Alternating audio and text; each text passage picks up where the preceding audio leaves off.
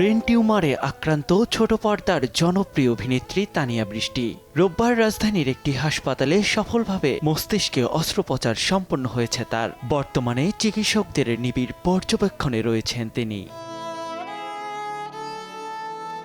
চিকিৎসকরা জানিয়েছেন প্রায় ৪ ঘন্টার অপারেশন শেষে টিউমারটি অপসারণ করা হয়েছে। আপাতত কোনো জটিলতা নেই। অভিনেত্রীকে রাখা হয়েছে পোস্ট অপারেটিভ কেয়ারে। ২৪ ঘন্টা পর্যবেক্ষণ শেষে নেওয়া হবে কেবিনে। বেশ কিছুদিন ধরেই তীব্র মাথা ব্যথা ও শারীরিক অস্বস্তি অনুভব করছিলেন তানিয়া বৃষ্টি। কখনো বা লেগে থাকত জ্বর ঠান্ডা। শুরুতে বিষয়টি গুরুত্ব না দিলেও কয়েকদিন আগে শারীরিক অবস্থার অবনতি হওয়ায় উত্তরার একটি হাসপাতালে ভর্তি হন তিনি। সেখানে পরীক্ষা নিরীক্ষা শেষে শনাক্ত হয় ব্রেন টিউমার। পরবর্তীতে উন্নত চিকিৎসার জন্য অন্য একটি হাসপাতালে স্থানান্তর করা হয় এবং নেওয়া হয় অস্ত্রোপচারের সিদ্ধান্ত।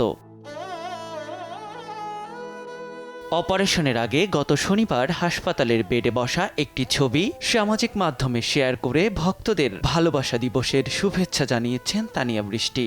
সেখানে নিজের অসুস্থতার কথা জানিয়ে সকলের কাছে দোয়া চান অভিনেত্রী।